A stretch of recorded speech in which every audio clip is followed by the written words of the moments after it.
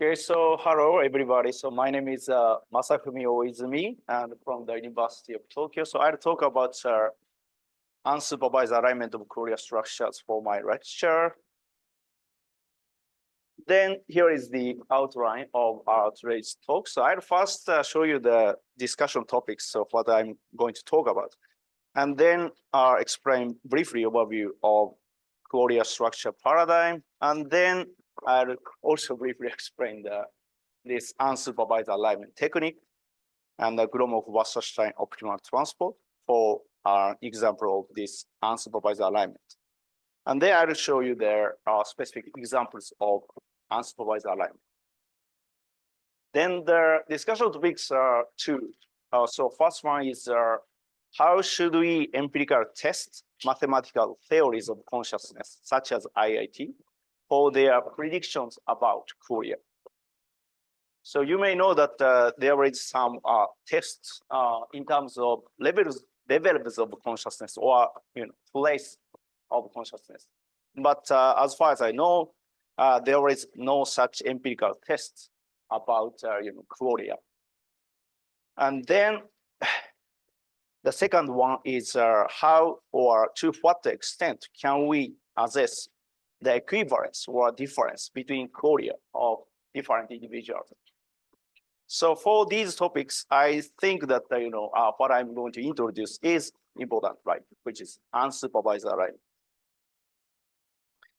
So first, that I'm actually been working on the mathematical theories of consciousness. So this is some kind of goal or general goal for mathematical theory of consciousness.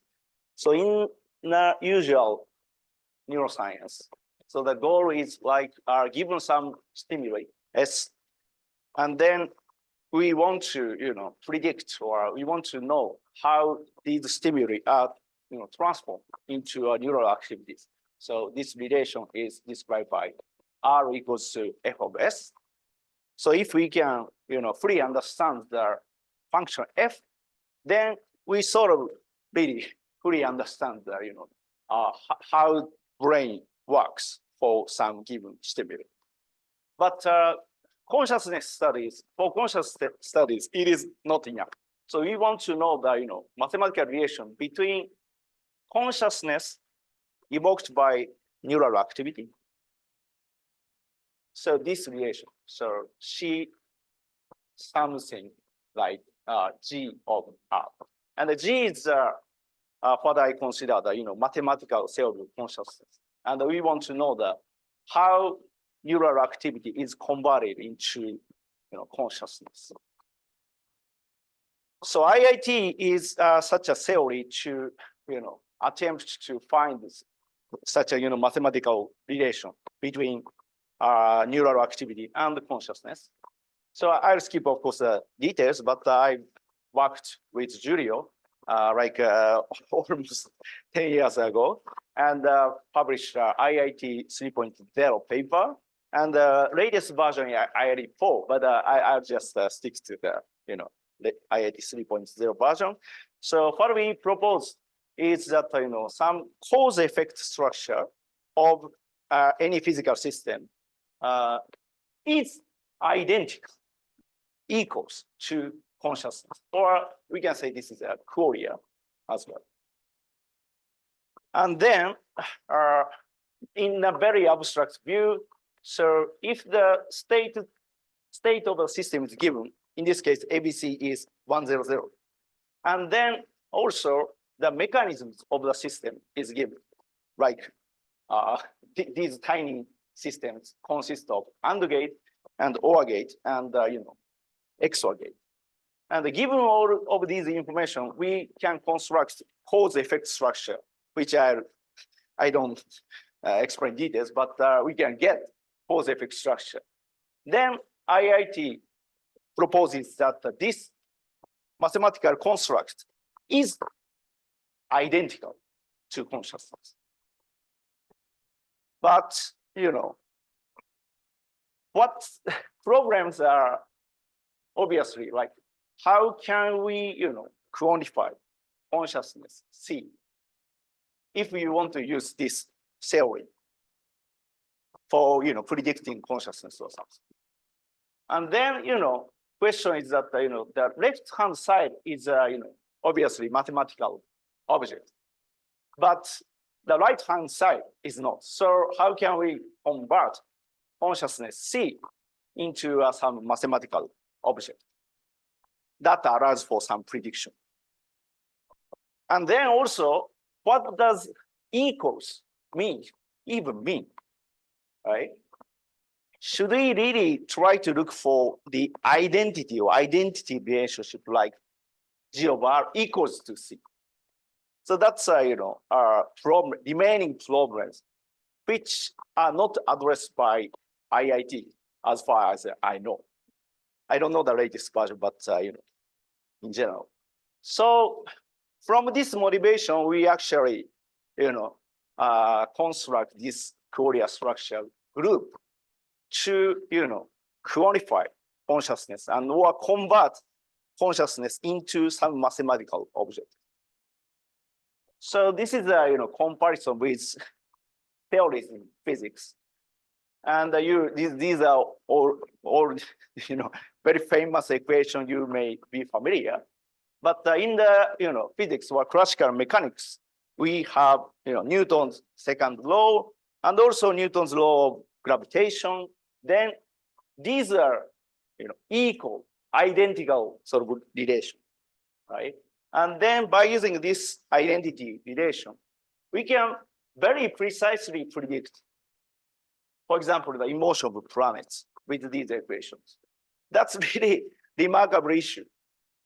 This is not at all obvious, of course, but somehow we can very successfully predict the motion of planets or anything, right, with these equations very precisely. So we are sort of really, get accustomed to this remarkable issue. But consider this example of consciousness, theory of consciousness. Like, let's assume that we are given neural activity and also, mechanisms, which is actually equal transition probability matrix of some neural system. Then IIT proposes this, given these things, we can precisely predict consciousness like this. But please consider that, with this, hypothesis of IIT, first we need to test, right? We need to test the prediction. But the question is, how? And also, then, given this equation, to what extent can IIT predict consciousness, Qualia?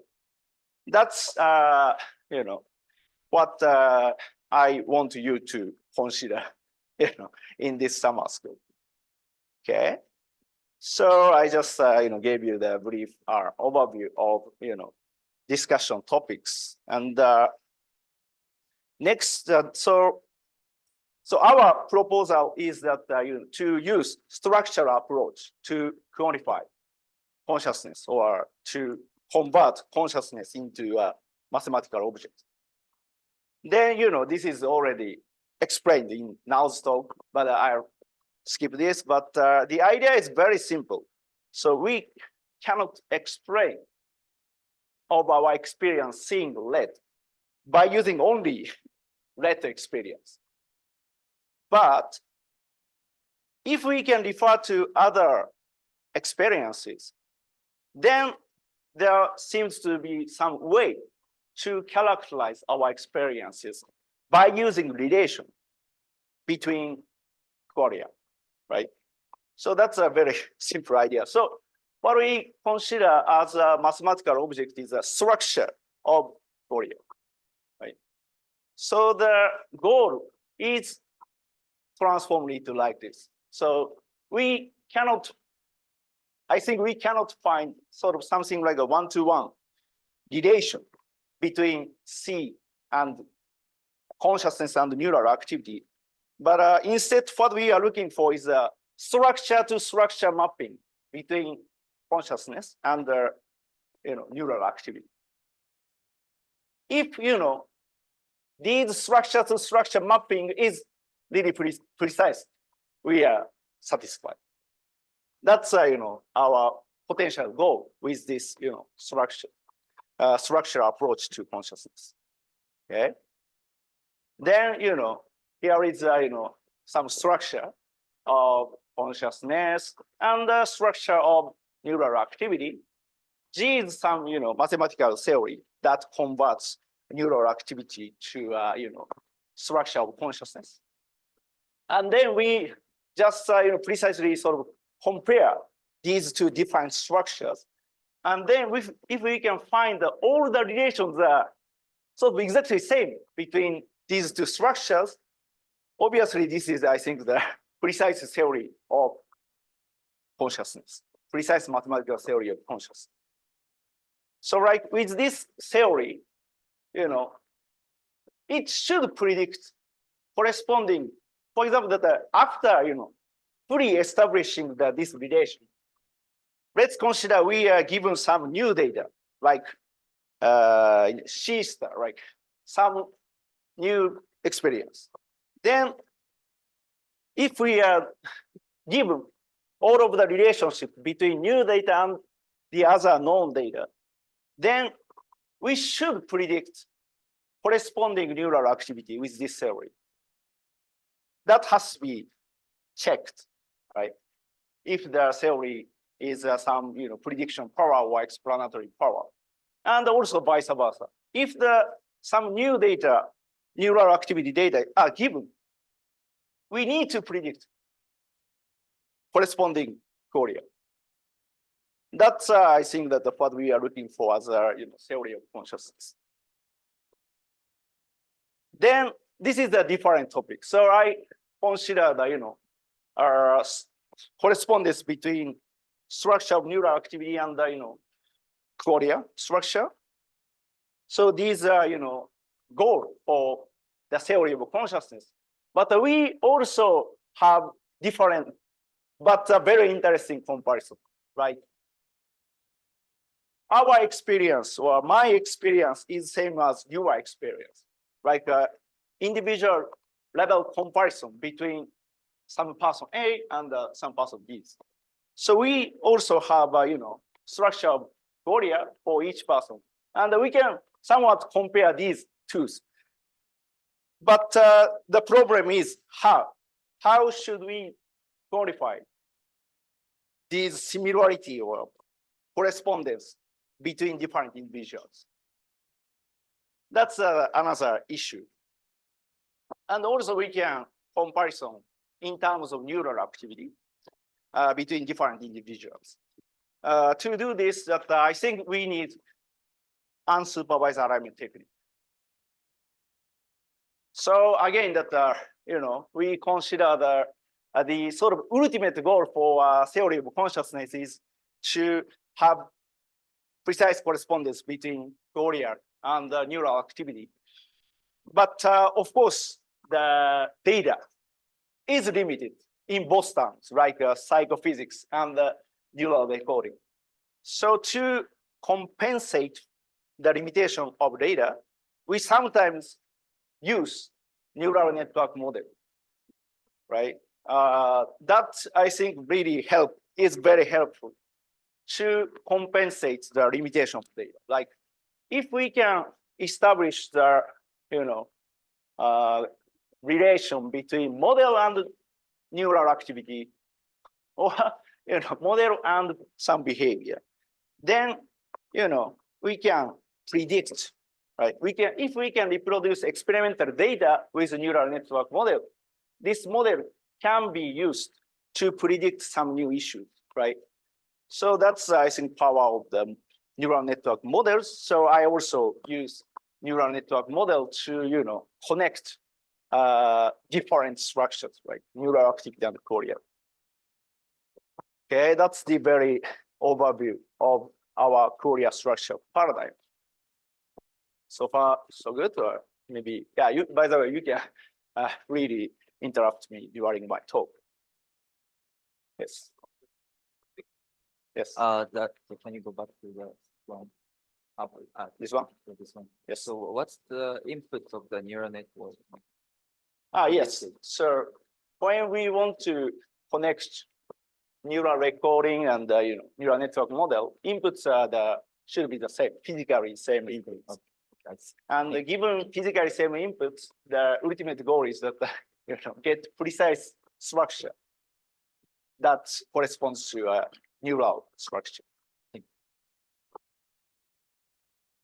Okay. Then we can go on.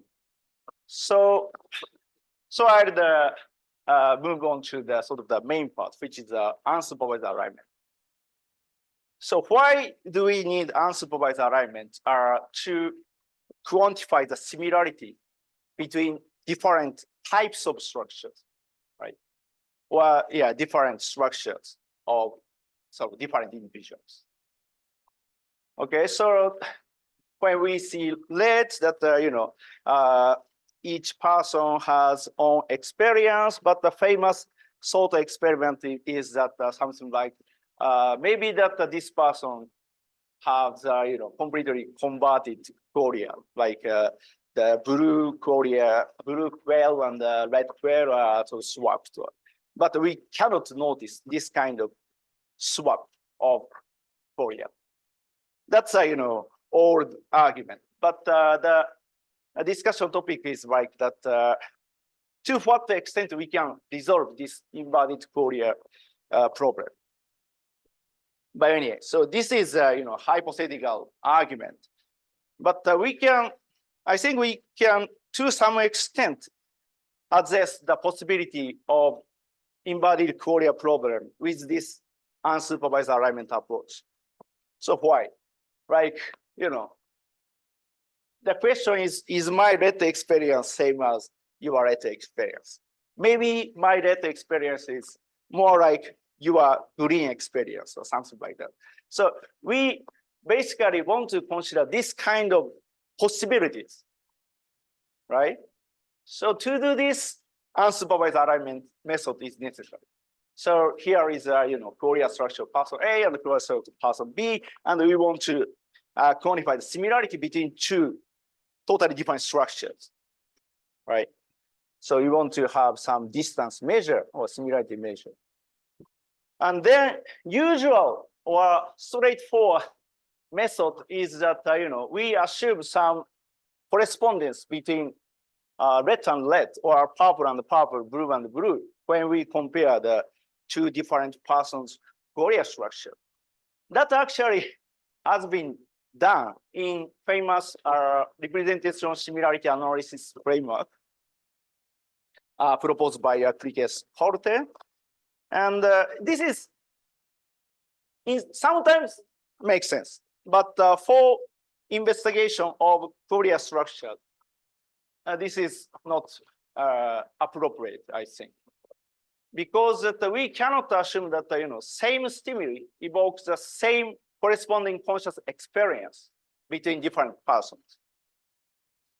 So, and also this is a very question we are going to address, like, is my red same as your red? So to address this question, we cannot fully assume, my red corresponds to your red. Rather, we want to consider all of the possibilities of correspondence between two structures, right? Like, just we shouldn't use external labels. And then we are given only internal relations, structures, A and B. And then, so this is something like we don't use color labels, and we just consider this kind of black dots. But we know the distances between the dots. And then we consider the correspondence, like my red, maybe this, or this, or this, or maybe around here. In that case, there is a, sometimes, of course, there is not a precise correspondence, right, between each item. So in that case, we allow that this maps to somewhere around here, something like this.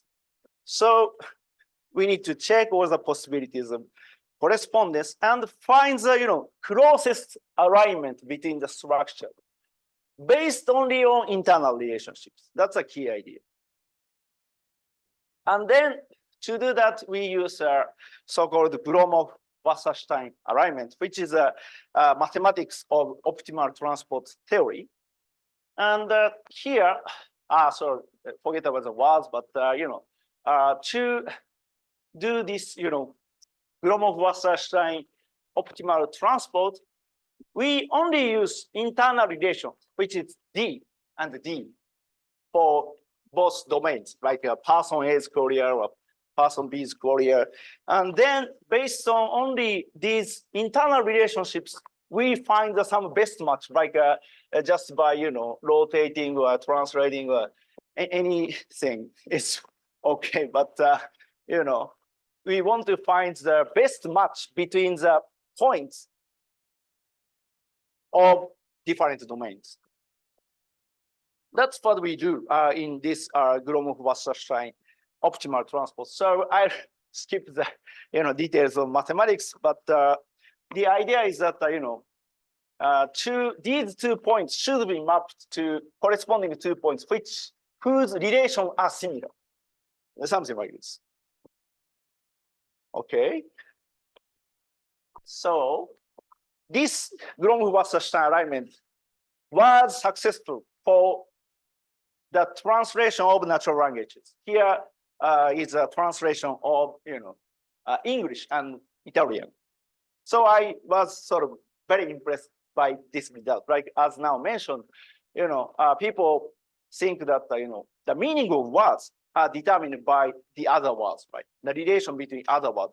So we theoretically think only using just the relationship between the words, we can have good translation between different languages. And this can be done. So I was really impressed by this work, and I wanted to use this method for Qualia structure problem as well. But anyways, so, and this is a sort of that successful alignment between some corresponding words, like one is corresponds to uno, or two corresponds to. Here is actually mapping between the words in English and Italian, and one and uno are closely mapped without using any supervision. Okay, just using the relationship, we can have precise mapping between corresponding words. That's a remarkable issue, I think. So we decided to use this GW. So I just used a GWOT for Gromov-Wasserstein optimal transport. So we decided to use GWOT for Qualia structure alignment as well. Okay. So any questions so far? Good. Yes. Is it just rotations or also? Yeah, actually, this is not physical rotation, but what we use is again just distances between the points D and D, and then we just consider some mapping from I to J or I prime to J prime. So this is not geometrical rotation or translation. Just I use the word for some get some intuition. But what we do is that just minimizing this cost function. Yeah, makes sense.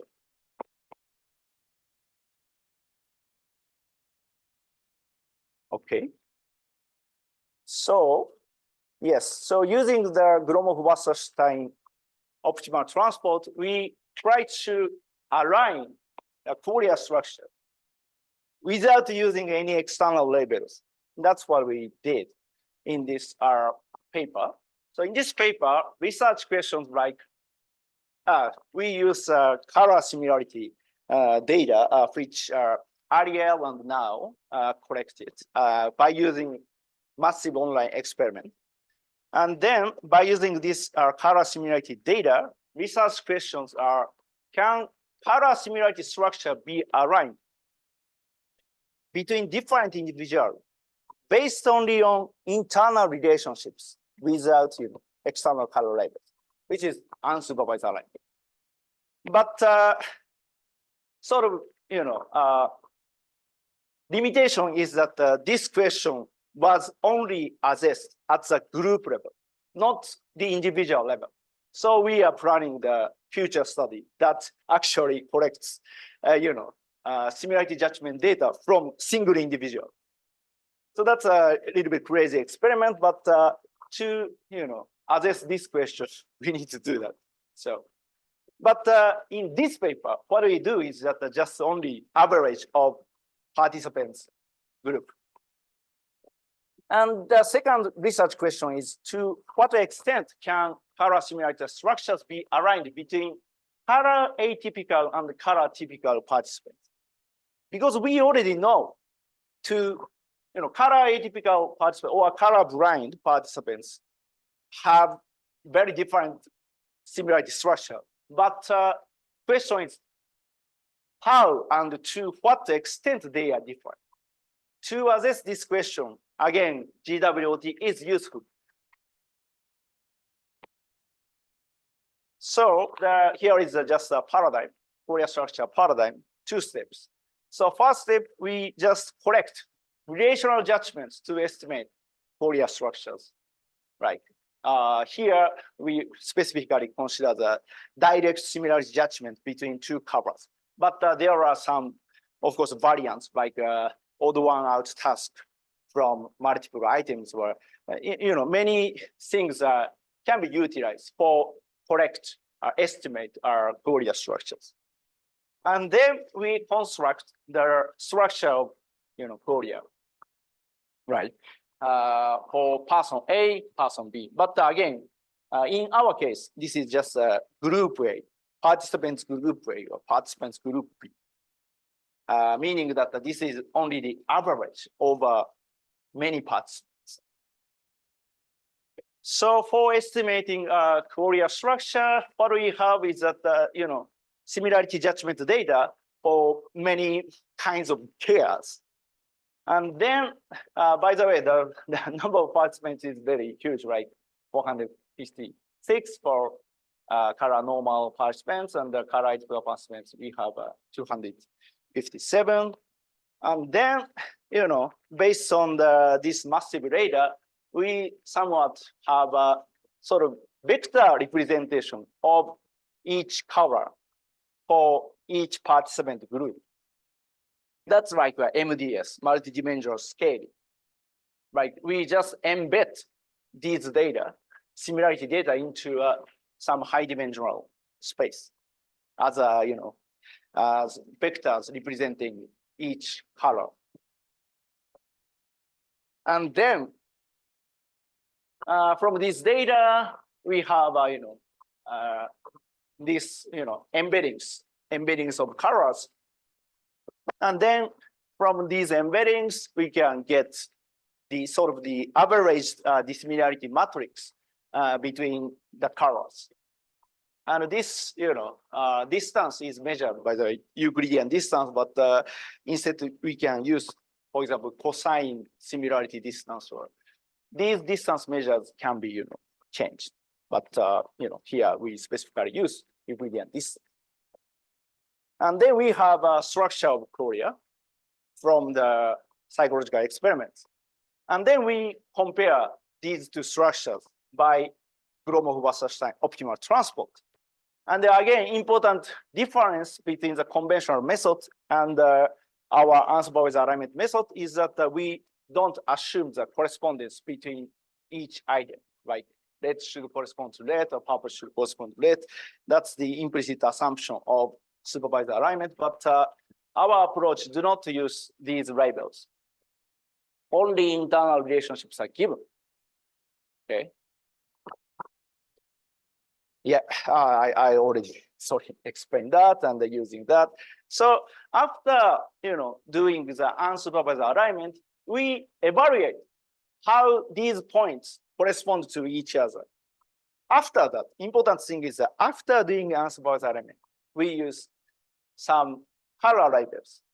And then sometimes we can get some kind of perfect alignment between two structures, like, purple corresponds to purple.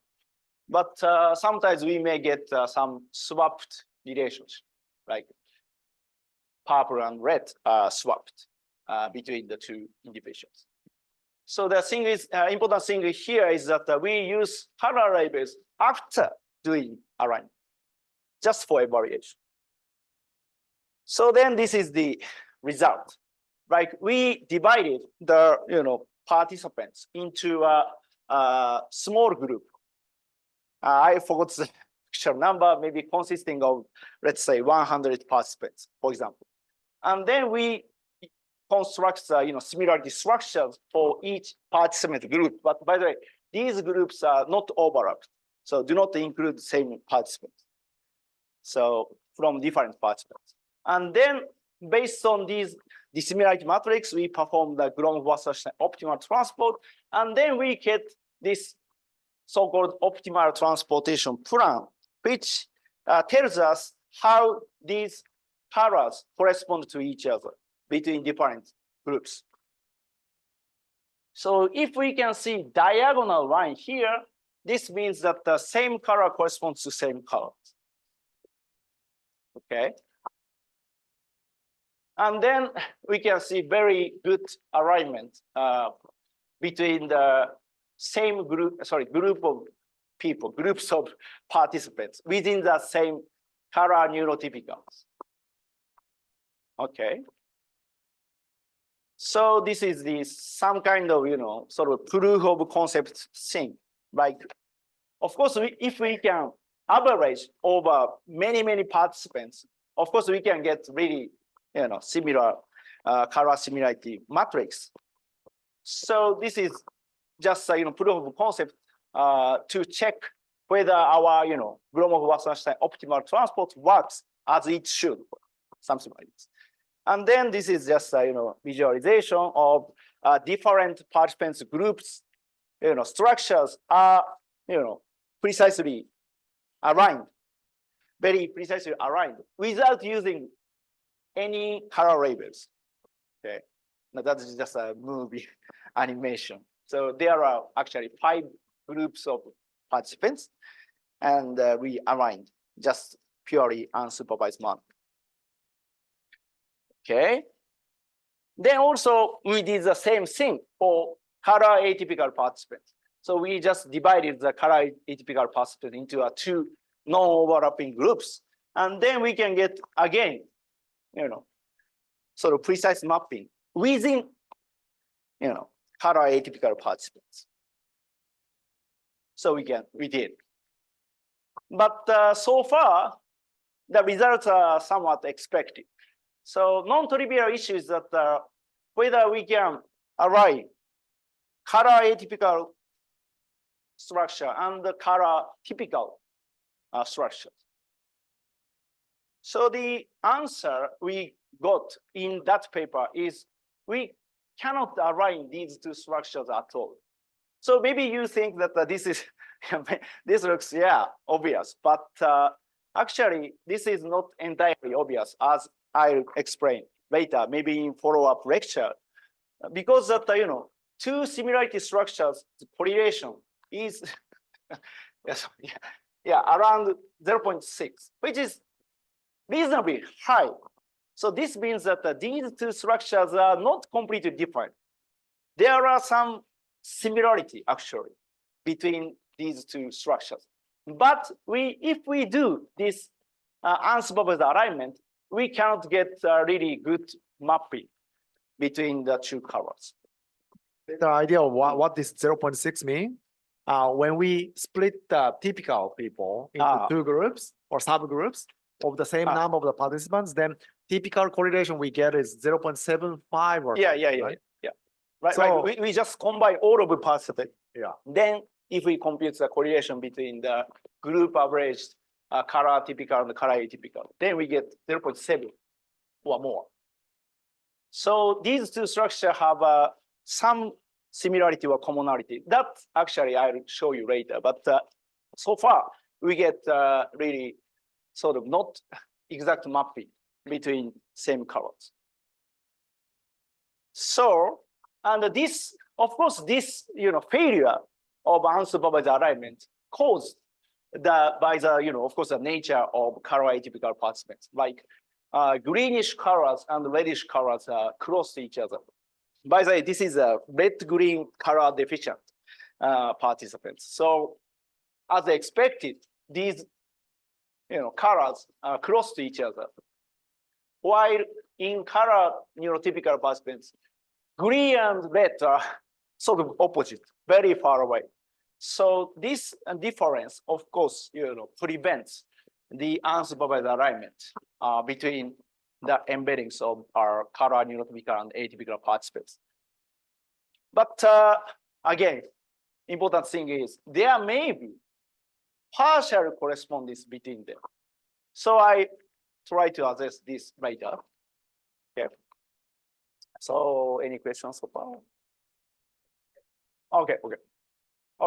Then, so I've already covered one example of alignment, like color Qualia and color Qualia alignment by using Gromov-Wasserstein optimal transport. Then what's next, right? Obviously, as I emphasized in the beginning of the talk, the ultimate goal is that connect Qualia structure and the neural activity structure. So that's of course what we want to do, but we haven't yet investigated this correspondence between color Qualia structure and neural activity structure. Recently, Makiko Yamada, who is in the same group, Qualia structure group, Makiko Yamada's group actually has collected fMRI data for 9 colors, but not for 93 colors. So to assess this correspondence, we really want 93 colors data. So maybe in future we can get our correspondence between our color Qualia structure and corresponding neural activity structures, but not yet. So meanwhile, what we can do is that comparison between models and Qualia structure. Okay, because we have already color Qualia similarity data from now and Ariel, and by using this, we can try to assess that some deep neural network models, whether the deep neural network models can generate alignable structures with humans. That kind of problems can be assessed with that neural activity data. And also the reason why I'm very interested in this comparison is that we generally want to know what kind of learning algorithms to train DNAs can make internal representations that are similar enough to be aligned with humans in an unsupervised manner. So we roughly know general DNAs are sort of similar.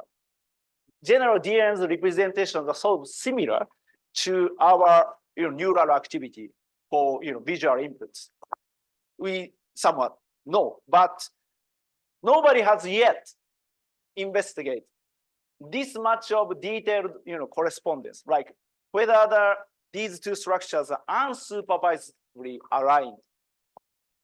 That's a sort of new question. So this similarity is how far, to what extent the model's representations are similar to humans. So we assess this question by using the deep neural network models. So first of all, we cannot align inputs like RGB data with human color similarity structure. Like this is just a distance between RGB values between the colors, and again, color similarity structure obtained by psychological experiments. Correlation is reasonably high, like about 0.6, but nothing, good alignment can be obtained. So this means that there must be some complicated transformations in the brain or models for the structure of neural activity to be aligned with humans. So RGB itself does not work. So there is also well-known color space model, which is a CIE-LAB, is another color space model which represents colors with 3 dimensions: L, perceptual whiteness, and a green-red opponent, A, and B, blue-yellow opponent. And by using 3 variables, given numerical change in this space is supposed to correspond to a similar possible change in color, right? But we found that the CIE-LAB also doesn't work, right? The structure of CIE-LAB is not aligned with humans. Again, correlation is reasonably high, like about 0.7. But this similarity structure is not well aligned with humans. Okay, so we need some, complicated transformations of color representations. And then we consider the, deep neural network models, which we already know that, very good at, image visual input processing, right? And we used also convolutional neural network, but actually that successful model was actually vision transformer called VIT. So VIT is a current state of the art, our visual DNN, which is a transformer architecture and attention mechanisms. And this is actually very huge models. Like this transformer encoder block is so many. Like VIT-B has 12 blocks, VIT-L 24, and VIT-H 32 blocks. So these are very huge models.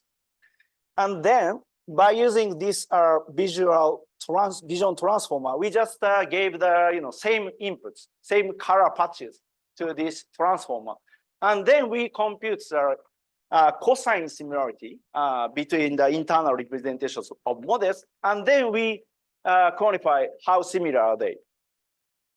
Okay, so first I show you the just simple correlation measure between the a model and the human color neurotypical similarity structure.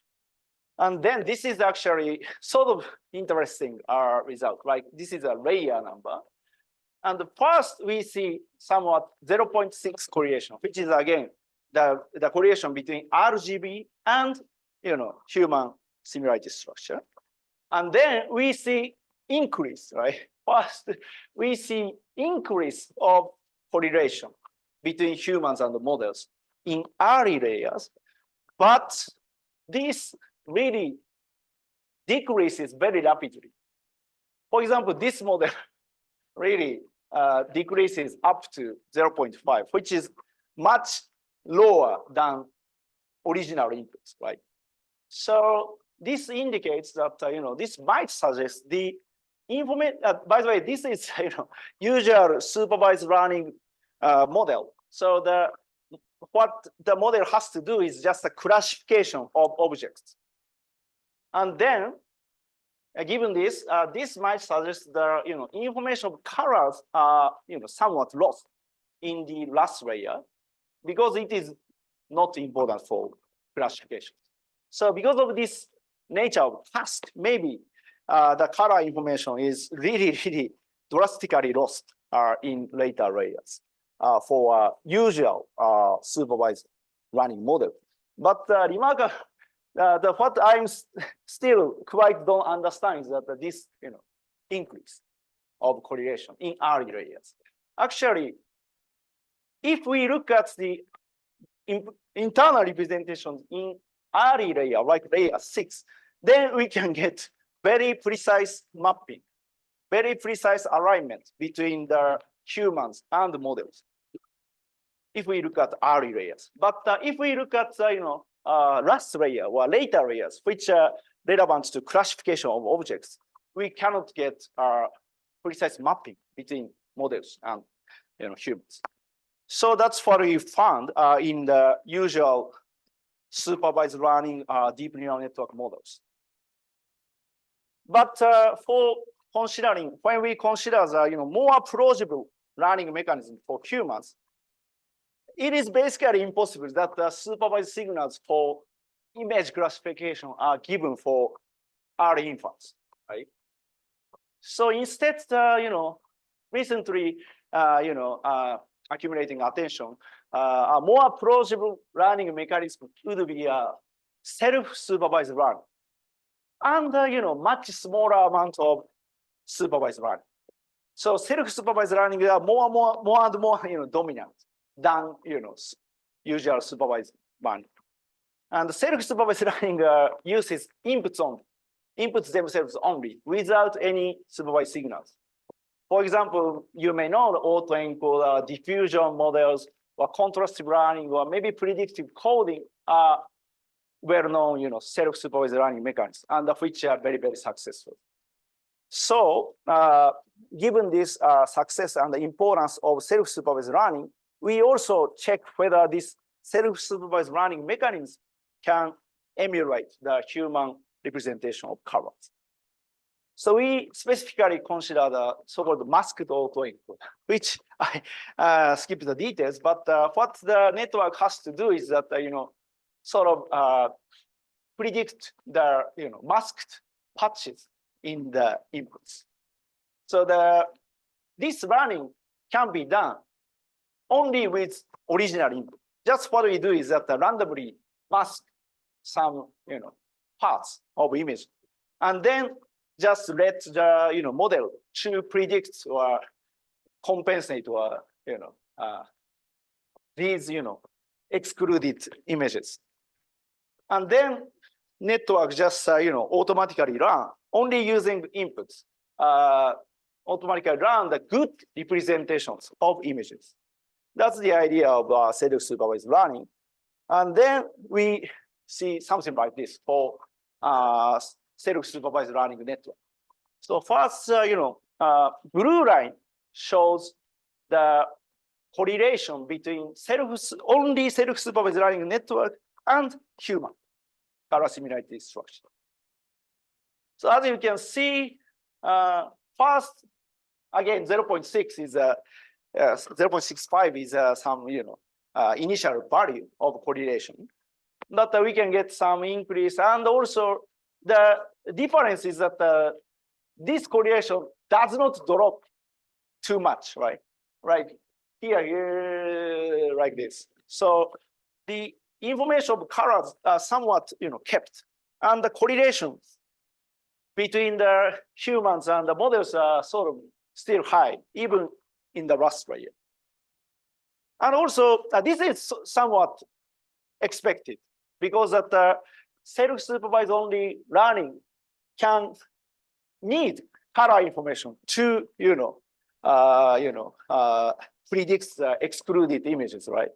So in that case, this is sort of obvious, but not entirely obvious issue is that orange line is a learning of self-supervised learning first, and then do the supervised learning, usual supervised learning.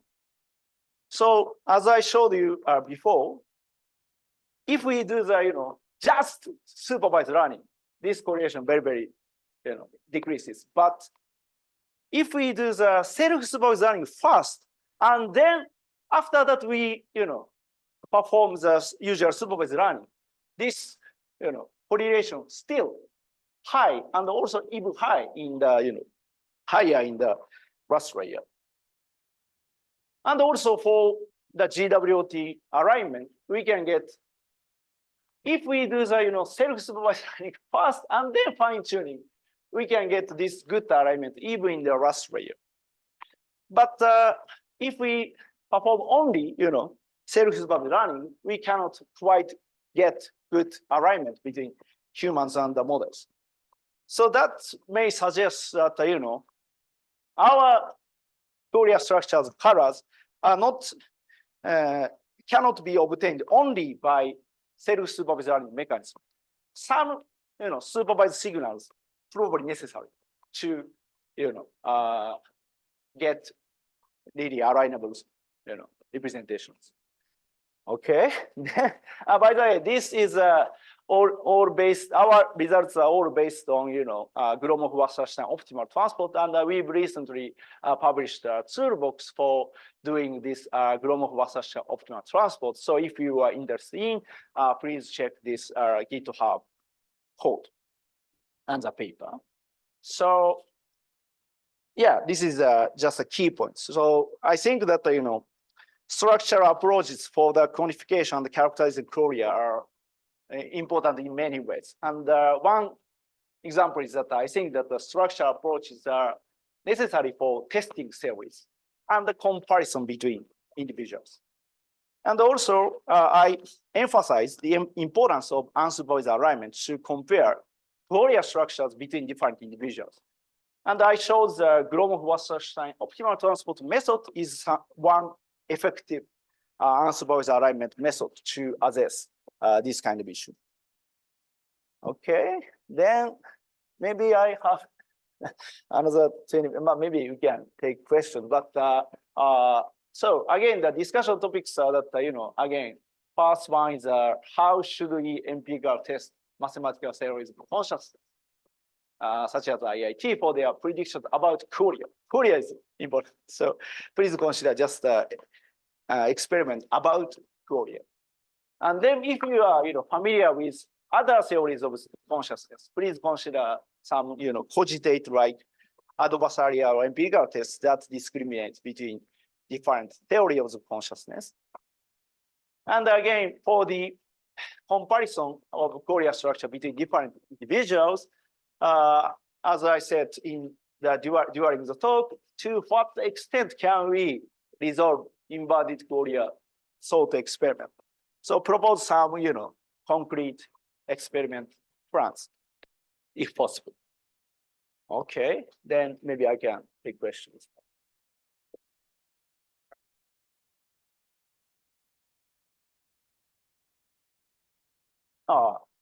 Maybe one by one. Well, thank you very much for the talk. The question came a little bit earlier, but I think it's relevant exactly now, actually. I was thinking about the possibility of, let's say, if there are people that we each have two eyes, and each of our eyes see colors a little bit differently. For example, my left eye, I think, sees yellow a little bit more vividly than right eye. And I was thinking if there are some patients with, let's say, another eye's color atypical and another one can see colors. And what does this bring to the mix if we are, I think it's an interesting question. Yeah, definitely, yes. So we need to assess actual Qualia structures for this particular person, right? Then we can see that how these structures are different between the normal color structure and this little bit atypical color similarity structure. By the way, so I just very briefly give the essence of the follow-up talk, right? Maybe I have time, but what we found is that partially alignable structure, like maybe. Okay. Yeah, but just the essence is, if we exclude, let's say, only green colors for both structures, like atypical and typical, then we have very, correct alignment, unsupervised alignment between atypical and typical, which means that, the partial color structures without particular colors are really, really similar or equivalent between atypical and typical. So that's another thing. Like we don't need to only consider the alignment between whole structures. We also should focus on some partial structural alignment. That's another issue, but yeah. Thank you for an amazing talk. I really love the approach. So even if you get, let's say, perfect correspondence between the deep neural networks and a human, you're not saying that the deep neural network is conscious, No. right? So but that means then that the original assumption would be wrong, right? Because your original assumption is that if you have perfect alignment between the structures, I see. Yeah. then the consciousness is the same. That's a very good question. And also, yeah, many people are actually, pointed out that issue. Like, so this, I think that this test is not enough. Not enough. So what do you think that, if we can get, actual correspondence between neural activity and the Qualia, then, what you have is that this, for example, let's say this is a neural network. Let's assume this is a neural network. And then this neural network has perfectly equivalent structure of humans. Then what we can do, this neural network at least satisfies the necessary condition to get human-like experience. But just the necessary condition, not definitely sufficient condition. And the converse, if we have a totally different structure between models and humans, then we can safely say this model never has human-like experiences, something like that. But that's we need to care about whether this is a necessary condition or a sufficient condition. Thank you for your wonderful presentation. I have a simple and general question. How can we compare theories of consciousness with this methodology, especially those which do not emphasize on structures much? Yes. So, sorry. Yeah. So you mean to compare between different theories? First, all other theories the theories have some prediction, some mathematical predictions on Qualia. Like as I mentioned, the IIT is one example, right? Like IIT,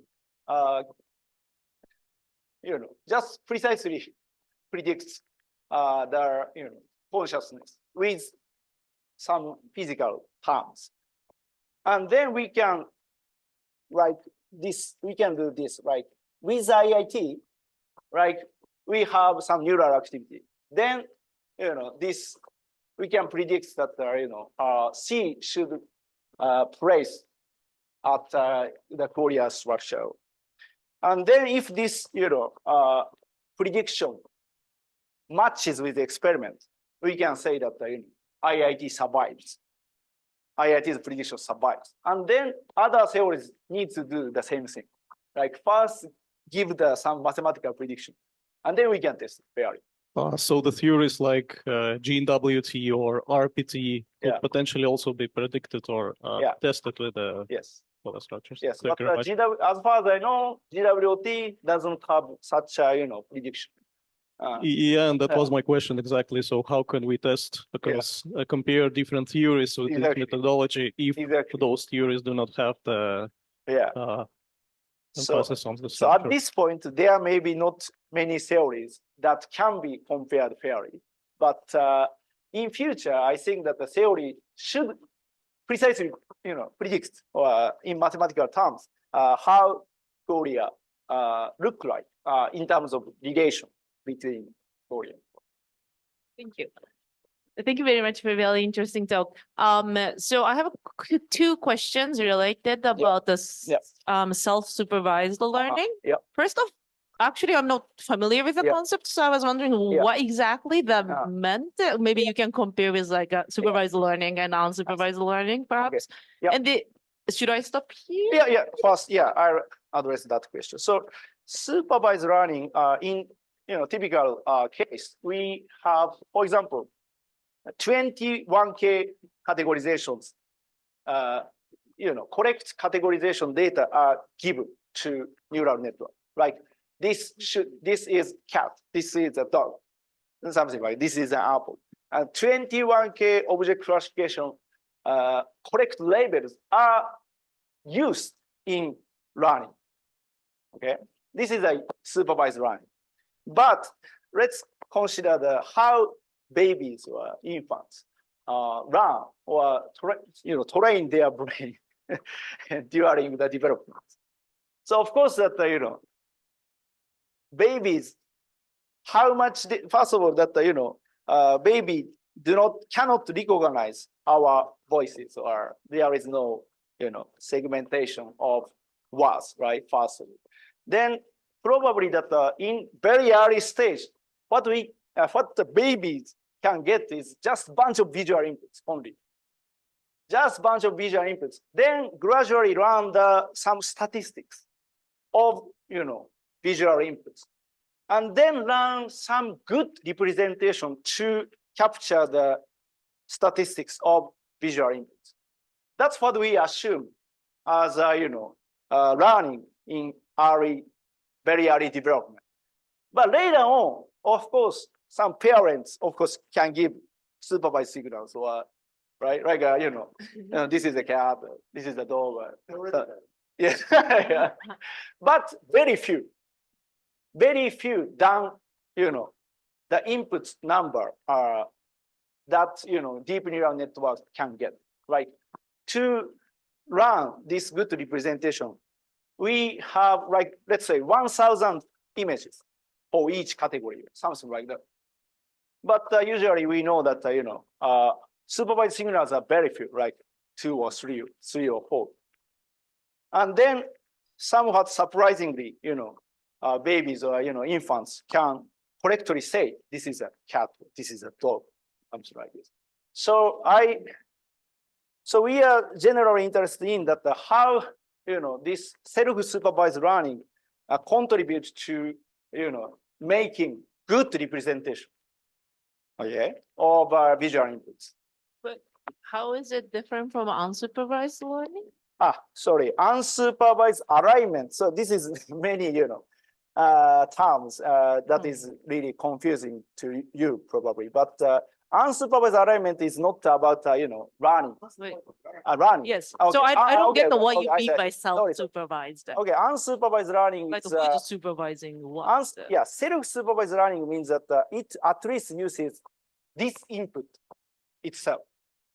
So unsupervised learning is more broader category. Right. Okay. So it's part of unsupervised Exactly. learning, you would say. Part of unsupervised learning. And that was actually what you were explaining was my second question. Yeah. So for this case, for babies, Yes. you were saying like co-occurrence between the color Yeah. and the label, like Yeah. red and blue. Yeah, Just that labels are just visual inputs. They just themselves. learn the probabilistic occurrence of those Exactly. and then just That's what gradually we learn, assume. and then later parents and other people just Exactly. verify. Similar methodologies are of course used, like contrast learning is related to learning co-occurrence of visual inputs. Thank you.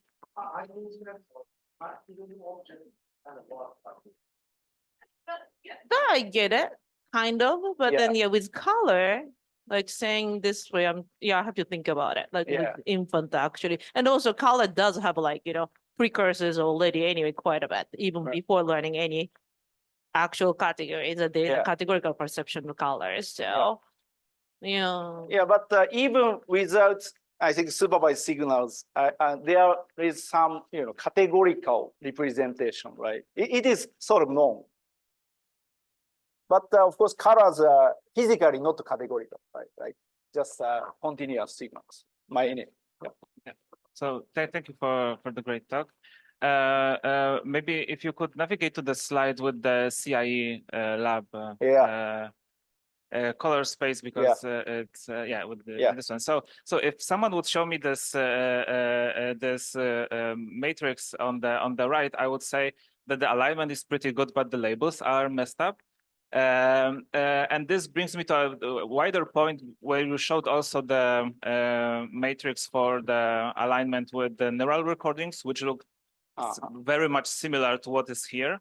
So I'm wondering whether the problem here is that you kind of thrown off the labels, in a sense that how the CIE lab, I think, is or general the color spaces that are like mimicking human perception are constructed, is that they are actually like doing the opposite thing. So they're extracting the individual variation, and they're like leaving everything that is kind of uniformly distributed across the space. So that so it tries to not mimic how distant each color are from each other, but it fixes the distance between colors to a certain value, and then creates the space that is kind of uniformly traversed through like the color space. So so that might be interesting because those types of color spaces are constructed with similar experiments. In fact, they just ask a different question. So they, for example, show a color gradient going from, for example, red to green, and they ask people, do they see any discontinuity in the signal? So is there like a breaking point, or is everything uniform? And based on that, they adjust it until people cannot perceptually distinguish like a breaking point between the colors. So it's kind of doing kind of the opposite thing. So in the context of the neural recordings that you also showed, that one layers follow the classification. That it's by the way, model, not okay,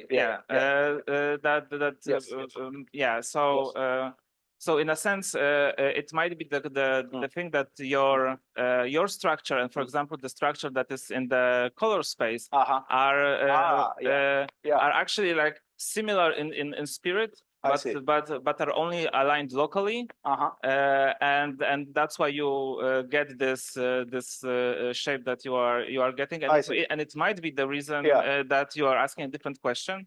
So this brings back to the point that maybe you're missing actually labels, in the sense that gathering only the similarity based on the perception, like in an experimental task, kind of glances over all of the, I don't know, like cultural influences that we have. That might be important even if you don't ask about them, but they are embedded in the answers of people. So, for example, when you have yellow and gold, they are perceptually not that distant, but gold means something for most of the people. So they will treat that color as a distinct, even if their perceptual experience is probably not that different of those two colors. So I'm just wondering whether there would be a usefulness to also have like a labeled, also in a sense, a variant of this task to kind of correct for many of those things that are not captured by only the similarity. I perfectly agree with that. Maybe different similarity tasks give some different structures, and then we may find corresponding structure in deep neural networks. That's, I think, possible. Thank you. So I have a question about more general about the entire approach. And particularly about the inverted spectrum that you mentioned at the end. Maybe it's something like I would like to discuss over this summer school with everyone is interested. So so far we have put much more emphasis on relations rather than relata.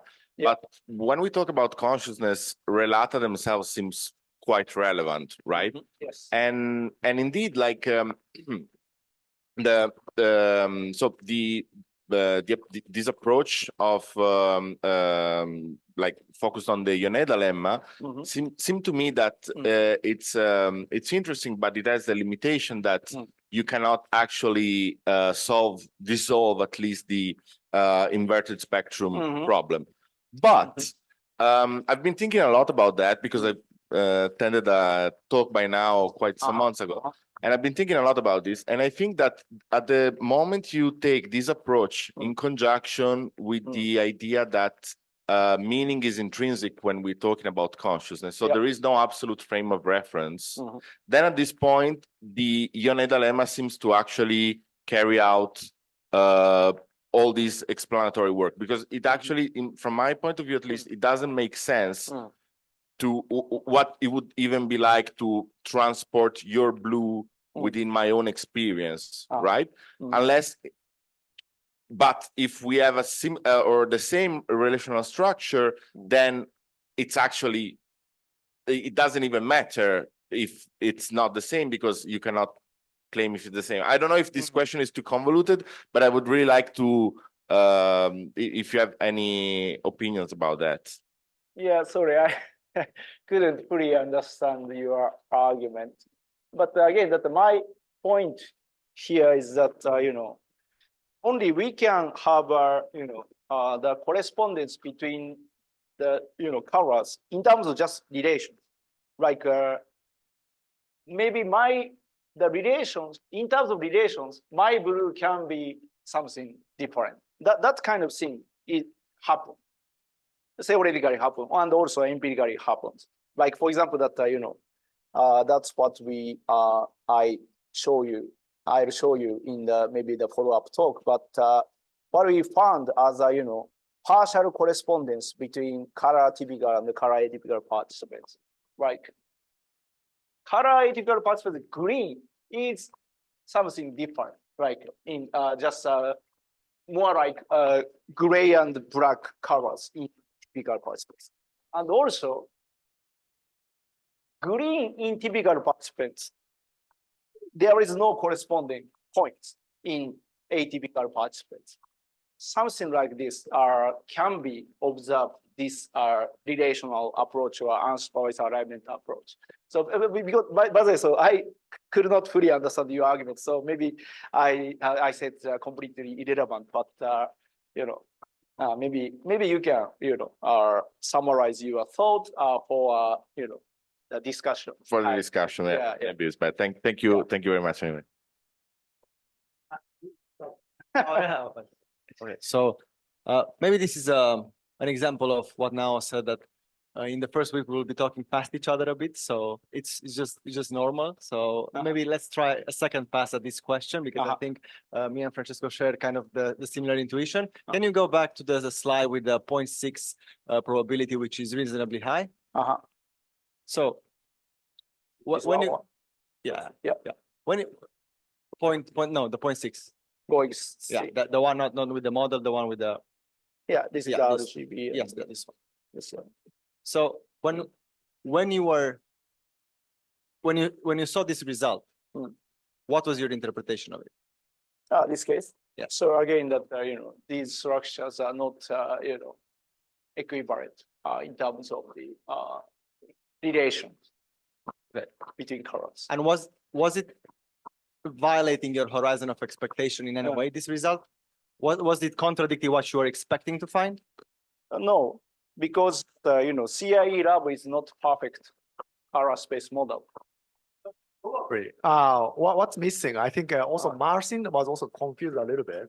Is that here the left side of matrix itself are correlated at 0.7, right? That's fine, right? Everybody. But on the right side, this optimal transportation plan, if it's not aligned across diagonal, then that means that the alignment performance is almost like 0% here. It's completely not aligned. So you look like there is some kind of pattern, but this is meaningless pattern. Yeah, maybe some meaning, but at least, But at least just a strict one-to-one mapping accuracy is really chance level. Yeah. No, what I'm guiding you with this question is, in as much as you have this structural approach in the Yoneda legacy, you are effectively using the idea of structure to define the identity of something. Yes. So the moment you have a displacement of some elements or the lack of some elements, you are effectively destroying the identity between two things. Of course. Then it's expected that you would not find them to be as similar as identical things would be, or even more like this degree of similarity between things. Is expected to not be able to capture all these differences that and I see. Like what I'm saying, this research program has some intrinsic limitations when we want to extrapolate it beyond the human case. Because ideally we would want to go there, right? Yes. So I think that issue is addressed by the follow-up talk, right? Okay. We need to lose the our condition of this unsupervised alignment. So this is the loosening the constraint imposed on optimal transcode. I see. Then we can see more flexible alignment between different structures. Thank you. Okay, so we have some remaining questions, but we should go to lunch. Yeah. Otherwise, it's a bit becoming, cold. So thank you, Masafumi. So after this, the TAs are going to give you the groupings, and then group the people will discuss until 3:30. I mean, should come back here by 3:30, right? Yeah. And then each of the group will give a presentation, like 5-minute presentation, followed by 5-minute Q&A. And then from 4:30, we will do the follow-up talk, okay? Yeah, lunch finishes earlier. When the things, I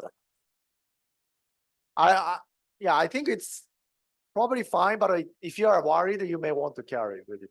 Hey. I'm ready for it. All right. Nice to meet you. Yeah, of course. One question that I was looking at. Yeah. Both the color, but in general, Yeah. is the role of symmetries. Yeah, that's a very interesting question. Yes. Because it seems that on one side it's good news because it means there's structure. Yeah, okay, I see. But it also seems there's a bad news because if you have symmetry, it means that you can Exactly.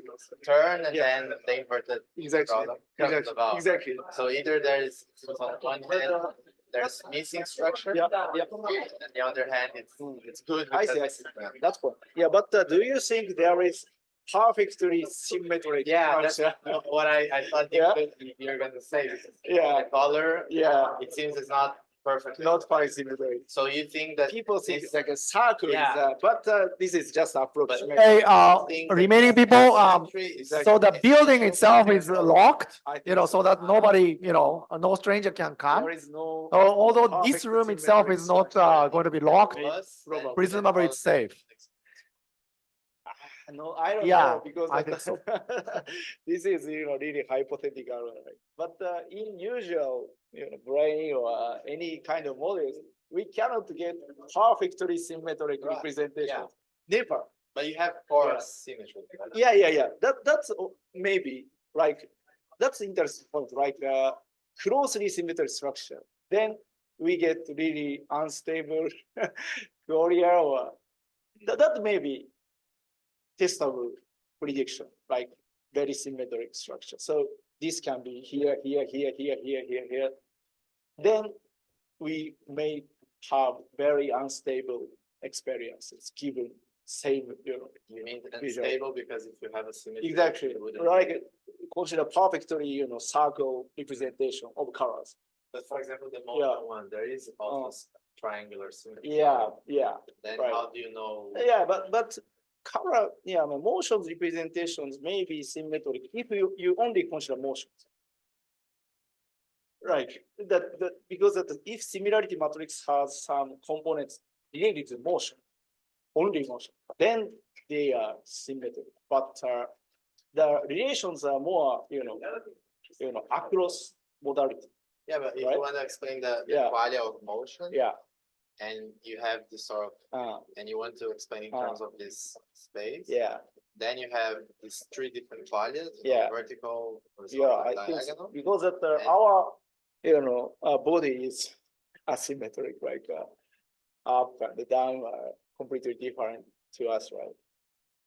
Yeah. So if we relate this, experience of motion with different quality, like a body You're sensations. saying like Yeah. intrinsically they're the same quality. Yeah, The but if you only stick to just motion Qualia, but our view of Qualia structures, Qualia determine relation between all of any other experience, including anything, right? Emotions and space, time, whatever, everything is included Yeah. as a relation. So you say you need to take into account the. Yeah. And I you guess. think also Yeah. that the asymmetry is the important aspect of the color space.